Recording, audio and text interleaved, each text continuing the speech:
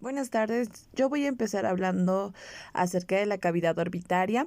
Y bueno, lo primero que vamos a decir es que la cavidad orbitaria tiene una forma de pirámide cuadrangular, el cual va a tener cuatro bordes, una base, un vértice y cuatro ángulos. Vamos a empezar hablando acerca de los bordes. Este va a tener un borde superior, un borde inferior, un borde medial y un borde lateral. Vamos a empezar delimitando cada uno de estos bordes y el primer borde que vamos a ejecutar sería el borde superior, el cual está delimitado por el ala mayor del esfenoides por la porción orbitaria del hueso frontal. El borde medial el borde medial va a estar delimitado por el hueso lagrimal, por la apófisis frontal del hueso maxilar, por la lámina orbitaria del hueso etmoides y por la parte anterior de la cara lateral del cuerpo del esfenoides. El borde inferior va a estar delimitado por la apófisis frontal del hueso cigomático, por la apófisis orbitaria del palatino y por la cara orbitaria de la apófisis cigomática del mandibular. Y por último vamos a ver el borde lateral. Este borde lateral va a estar delimitado por la cara orbitaria de la ala mayor del esfenoides. También va a estar delimitado por la apófisis frontal del hueso cigomático. Bueno, ahora vamos a hablar acerca de sus ángulos, que también son cuatro, al igual que sus paredes. Del primer ángulo que vamos a hablar va a ser el ángulo superomedial. Este que se va a encontrar por la sutura frontoetmoidal, donde se van a encontrar los agujeros etmoidales anteriores y etmoidales posteriores. Este es un accidente anatómico. Su siguiente ángulo sería el ángulo inferomedial. Este que va a estar delimitado por la sutura lágrimo-maxilar, por la sutura etmoido-maxilar, donde vamos a observar a los surcos nasolagrimal, al agujero, al surco nasolagrimal anterior, a la cresta lagrimal anterior y a la cresta etmoidal posterior, donde se va a encontrar en el medio el saco lagrimal. Y bueno, también vamos a encontrar otros dos ángulos que se van a encontrar lateralmente. El ángulo superolateral, donde se va a encontrar la fisura orbitaria superior o también llamada la hendidura esfenoidal, que va a terminar en la fosa lagrimal. Y el último ángulo, que sería el ángulo inferolateral. Este ángulo está conformado por la fisura orbitaria inferior o también llamado la hendidura esfenomaxilar. Bueno, en acá van a pasar la arteria maxilar, por acá también pasa el ramo cigomático o orbitario. Y bueno, ya podemos delimitar tanto las paredes, sus ángulos. También tenemos lo que es la base y el vértice. Y también pudimos hablar acerca de los accidentes anatómicos y ya también describimos los huesos que van a conformar a la cavidad orbitaria. Bien, también pudimos hablar acerca del agujero de la fisura orbitaria superior, donde van a pasar los tres nervios de los cuales vamos a hablar continuamente, del tercer par craneal, del cuarto par craneal, el sexto par craneal, que los tres van a pasar de la fisura orbitaria superior. Bueno, repasando vamos a hablar acerca de los huesos que forman la cavidad de la órbita. Empezando vamos a hablar acerca del etmoides, también vamos a hablar acerca del frontal, vamos a hablar el hueso cigomático, tenemos al hueso, es una porción del maxilar y que este es el hueso lagrimal y acá podemos observar las alas mayores y menores del hueso esfenoides. En el vértice de la órbita vamos a encontrar a lo que es el conducto óptico y a la fisura orbitaria superior. Bueno, el conducto óptico transporta al nervio óptico y a la arteria oftálmica, y la fisura orbitaria superior transporta los nervios 3 al 4 y al 6. También vamos a observar a la fisura orbitaria inferior, que va a estar conectado por arriba con tejido fibroso, y acá también vamos a observar un surco que es el surco lagrimal. Este se dirige hasta abajo hasta la entrada del conducto nasolagrimal, el cual transporta lágrimas. Y bueno, también tenemos el borde surco lagrimal. Y también vamos a observar el ligamento palpebral medio, que se encuentra fijo en ese punto, ahí lo pueden observar, y el lateral, acá, los ligamentos palpebrales. Bueno, ahora vamos a observar a el ojo en sí. Acá se puede observar la esclera o esclerótica. La esclera se extiende desde este punto acá, donde el nervio óptico la atraviesa hasta acá, donde se vuelve continua con la córnea transparente. La córnea es la ventana transparente que permite la entrada de la luz en el ojo. Y bueno, la córnea tiene una forma más convexa que la esclera y por detrás de la córnea, colorido y bueno, vamos a observar al iris. Y al centro del iris se encuentra una apertura, la cual se llama la pupila. El tamaño de la pupila cambia constantemente para limitar la cantidad de luz que ingresa al ojo. El iris está formado por unas fibras musculares que se encuentran radialmente, lo que pueden llegar a provocar la dilatación de la pupila. Y también existen las fibras circunferenciales, los cuales van a provocar la contracción de la pupila. La lente del ojo se va a encontrar por detrás del iris y de la pupila, y por acá va a ingresar la luz como una lámpara, y en este punto la luz está chocando con el iris y está chocando con la superficie anterior de la lente. Bueno, ahora vamos a hablar acerca de los músculos extraoculares, los cuales son 7 en total. Bueno, uno de ellos es el emerge del párpado superior, el cual es el músculo palpebral superior, elevador del párpado superior. Y los otros músculos, los cuales son, los podemos observar acá. Bueno, ahora vamos a ver a los músculos en una vista superior. Estamos viendo la órbita en la parte superior y donde se ha retirado el techo de la órbita, y vamos a observar viendo a los primeros músculos, a los músculos rectos. Acá podemos también observar al elevador y al oblicuo superior. Bueno, también se ha retirado algo de la grasa que llena la parte posterior de la órbita. Bueno, acá podemos observar 3 músculos rectos: el recto superior, el recto lateral y el recto medial. Bueno, para observar el recto inferior se tiene que retirar el recto superior, el nervio óptico y también el resto de la grasa orbitaria. Acá podemos observar al músculo recto inferior. El nervio óptico va a emerger de los músculos rectos. Acá podemos observar. Bueno, el nervio óptico se origina junto por un anillo tendinoso común. Acá podemos observar su parte superior. Este anillo está unido al periósteo de la vértice de la órbita. Y bueno, este anillo, acá representado en azul, rodea al conducto óptico y este punto de la fisura orbitaria superior. Bueno, el nervio óptico y la arteria oftálmica hacia la órbita van a discurrir de este anillo. Los músculos rectos se adelgazan y se tornan erectores a medida que pasan por el ojo y se van a insertar en la esclerótica. Para observar el punto de inserción, tenemos que observar en la parte de adelante, y acá podemos observar la inserción del músculo recto superior, y acá podemos observar del recto lateral, y acá podemos observar la inserción del recto inferior, y por este lado al del recto medial. Las acciones principales de los músculos rectos son, bueno, el recto superior e inferior van a producir los movimientos de arriba y hacia abajo de los ojos en sí, mientras que el lateral y el medial producen los movimientos de afuera y adentro. Bueno, los rectos superior e inferior también van a tener otra acción, los cuales, bueno, no solo es de arriba hacia abajo, sino que también van a producir una ligera rotación a lo largo de su eje.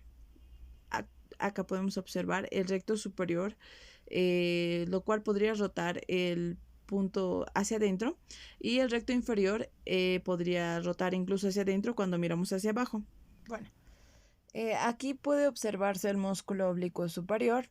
Como el resto de los músculos rectos se originan en el anillo tendinoso. Y bueno, el oblicuo superior se adelgaza en un tendón, el cual discurre de este tejido, de este tejido fibroso que es la tróclea. Y bueno, la tróclea está unida al hueso esta tróclea va a actuar como una polea para que el tendón oblicuo superior se abre pasando por el recto superior, el cual se va a insertar en la esclera en la parte superior del ojo. Bueno, vamos a ver la vista frontal para observar también a los músculos oblicuos. Y bueno, acá se puede llegar a observar mejor la tróclea y este sería el tendón del músculo oblicuo superior. Bueno, este va a rotar medialmente hacia arriba del ojo. El músculo oblicuo inferior se encuentra acá y bueno, este es el único músculo extraocular que no se va a encontrar en el anillo tendinoso de Sin. Y bueno, este se va a insertar también en la esclera en la parte posterior. Y bueno, para observarlo mejor vamos a observar una vista por arriba y también por detrás. Y acá se puede localizar el músculo oblicuo inferior que se va a insertar en la esclera en el medio de los músculos recto lateral y recto inferior. Cuando actúa solo, el oblicuo inferior rota lateralmente en la parte inferior del ojo. Los músculos oblicuos actúan en conjunto con los músculos rectos. Bueno, ahora vamos a hablar del músculo elevador del párpado superior. Este se encuentra superior al recto superior. Acá podemos encontrar. Y ese también va a tener un origen en el anillo tendinoso de Sin. Y bueno, este se va a insertar va a tener dos inserciones, una inserción cutánea y una inserción en el tarso del párpado. Acá podemos observar al músculo tarsal superior del párpado que va a estar inervado por fibras simpáticas. Los cambios en este tono del músculo liso provocan la caída del párpado y también cuando estamos en estado de alerta. Como ya podemos observar en los nervios en sí, los músculos extraoculares van a tener inervación del tercer, cuarto y sexto nervio craneal. El palpebral va a estar inervado por el tercer nervio, el cual es el oculomotor común. Bueno, los músculos han sido disecados para observarlos mejor acá. Y bueno, en la realidad cada uno de estos músculos está rodeado por un revestimiento de tejido fibroso a medida que se va descubriendo cada músculo. La cubierta fibrosa de los músculos se dobla para formar una capa por arriba y por debajo del ojo. Esta fibra va a estar adherida a la capa periorbitaria de la órbita en sí. Y acá podemos observar las inserciones que va a tener esta fibra. Bueno, estas fibras van a formar la unión de la palpebral medial y lateral. Estos mantienen la posición de la órbita y bueno, también es continua con este tejido, con esta cápsula que rodea los 2/3 posteriores del globo ocular. Los 7 músculos en la órbita son inervados por los nervios craneales. Bueno, los 4 músculos rectos están inervados por el nervio oculomotor. 5 músculos en sí, los cuales son los rectos y el elevador del párpado superior. Los otros músculos, que son el músculo oblicuo mayor, es inervado por el nervio abducen, que es el nervio craneal 4, y también el recto lateral, que es inervado por por el nervio abducen, que es el par craneal 6. Como bien repitiendo, el nervio oculomotor, que es el nervio par craneal 3, este va a inervar a 5 músculos, los cuales son el recto medial, el recto superior, el recto inferior, el oblicuo menor y el músculo elevador del párpado superior. Bueno, para ver el curso de estos nervios vamos a revisar la órbita acá. Y bueno, estos se dividen y ubican en el techo de la órbita. se pueden observar el elevador del párpado superior, la porción palpebral del orbicular, y por debajo se va a observar, debajo de la porción palpebral se va a observar al recto superior, y acá se puede observar al nervio óptico. Y bueno, acá también podemos observar al músculo oblicuo superior, el cual va a rotar por su tróclea, acá. Y también podemos llegar a observar al recto medial y al recto lateral. Ahora vamos a observar mejor en la parte anterior y vamos a ver al nervio oculomotor, que se va a dividir en una parte superior y en una parte inferior. Acá en la parte superior va a inervar al recto superior y a la parte palpebral. Para observarlo mejor se va a retirar el nervio óptico, y acá ya podemos observar de nuevo a los músculos medial y al lateral, y también podemos observar al recto inferior, y bueno, también podemos observar al recto oblicuo menor, que se encuentra por debajo del ojo. Acá podemos observar el anillo de Zinc, y también podemos observar al recto inferior y al oblicuo inferior. Además, mediante estos cortos ramitos ciliares, el nervio óptico va a dar inervación también al ojo al nivel de la pupila. Acá también podemos observar al nervio troclear, que es el cuarto nervio craneal, el cual va a inervar al oblicuo superior. Y vamos a observar también al músculo recto lateral, que va a estar inervado por el nervio abducen. Y bueno, también podemos observar ramos del quinto nervio craneal, que es el trigémino. Y acá podemos observar también al nervio frontal. Al frontal, que es rama del quinto nervio ahora vamos a craneal hablar del de los nervios trigémino. craneales, un poco más de los nervios craneales, el 3, 4 y el sexto, que es el oculomotor común, el troclear y el abducen. Y bueno, todos son nervios motores, los cuales van a inervar a los músculos del ojo. Y bueno, vamos a ver que el nervio oculomotor común, o el motor ocular común más bien dicho, este va a inervar a los músculos al recto medial, al recto superior, al oblicuo menor y al elevador del párpado superior. Bueno, el otro nervio, que sería el cuarto nervio, o también llamado el patético troclear, este va a inervar al músculo oblicuo mayor. Y el último nervio del cual vamos a hablar, que es el sexto nervio del craneal, que es el nervio abducen, que va a inervar al músculo recto lateral. Bueno, como hemos observado, el oculomotor se origina entre los pedúnculos cerebelosos, el nervio troclear se emerge de la parte posterior del mesencéfalo y el abducen emerge del puente en sí. El orificio óseo que da paso a estos tres nervios es la fisura orbitaria superior. Bueno, aunque las aberturas de la dura madre se van a encontrar más atrás. Acá podemos observar al nervio oculomotor común, que discurre a través de la dura madre, que está al lado de los procesos posteriores. El nervio troclear discurre a través de la dura madre por acá y el abducen por este lado.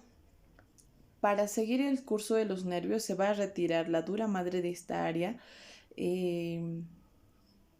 Bueno, así como esta estructura que vamos a observarlo un poco más adelante, que es el ganglio del trigémino. Esta cavidad que está abierta acá es el seno cavernoso, donde, que en el cuerpo vivo se va a encontrar llena de sangre venosa. La arteria carótida interna se encuentra internamente dentro del seno cavernoso, y los nervios tercero, cuarto y sexto van a discurrir adelante de la pared lateral del seno cavernoso.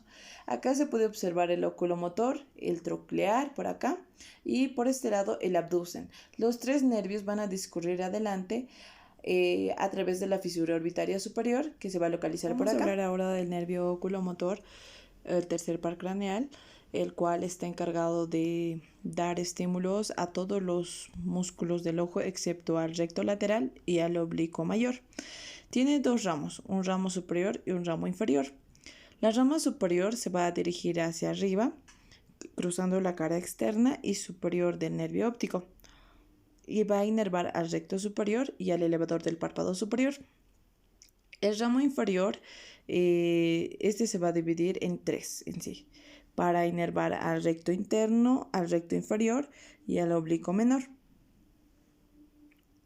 Y va a dar un ramo para el ganglio oftálmico, donde va a aportar fibras parasimpáticas, originando al núcleo de Edinger o de Whisper.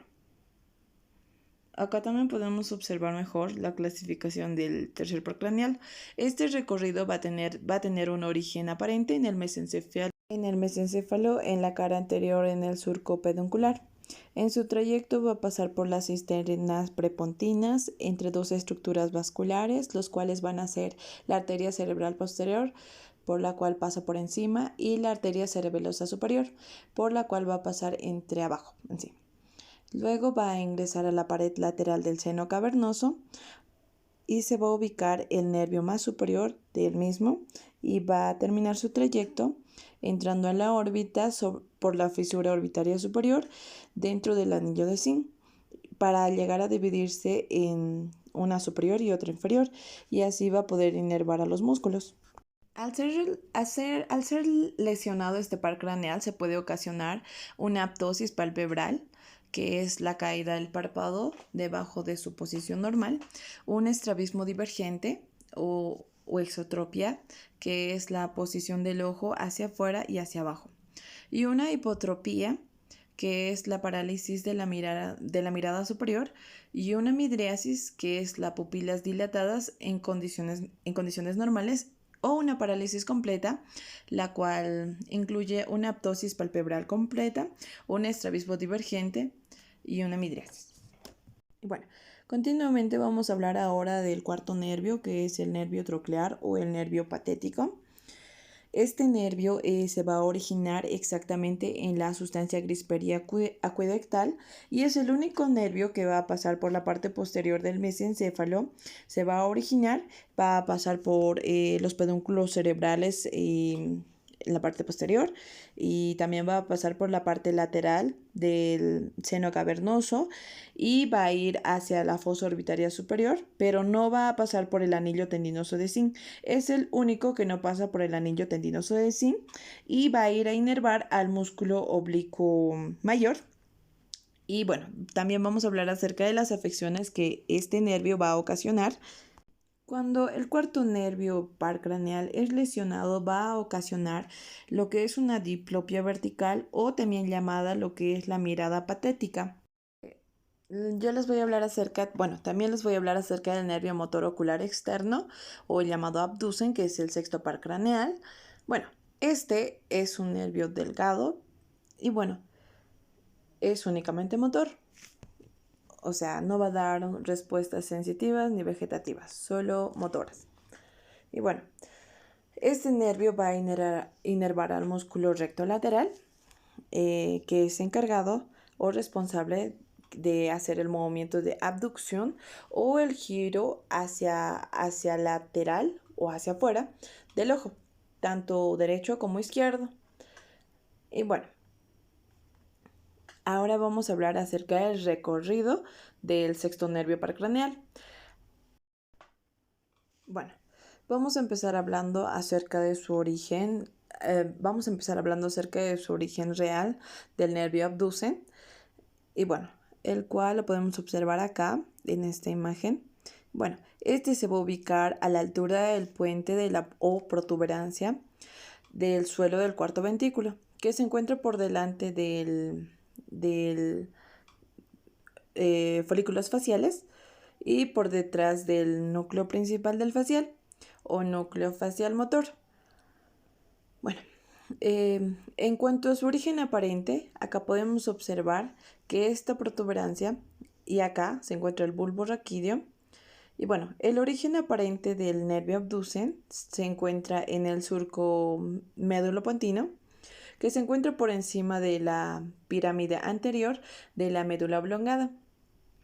Ya para hablar acerca de su trayecto, bueno, una vez que ya sabemos de su origen aparente, que se va a dirigir hacia adelante y se va a insinuar entre la arteria laberíntica, que la podemos observar acá, y la arteria cerebelosa anteroinferior hasta los surcos seno-petroso inferior, y ya se va a dirigir hacia superiormente, que va a pasar por por debajo del ligamento externo petroso, que podemos observarlo acá, y va a llegar hasta el seno cavernoso.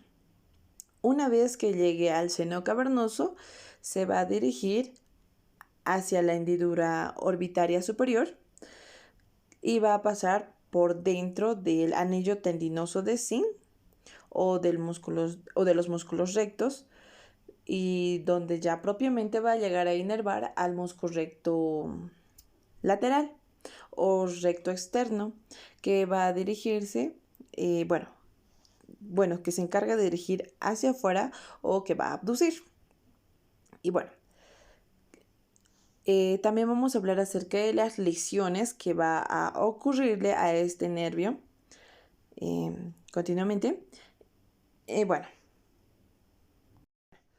Cuando existen daños o lesiones en este par craneal, como un signo clínico, vamos a ver que nuestro paciente no puede llevar el ojo hacia afuera o puede hacer la abducción del globo ocular.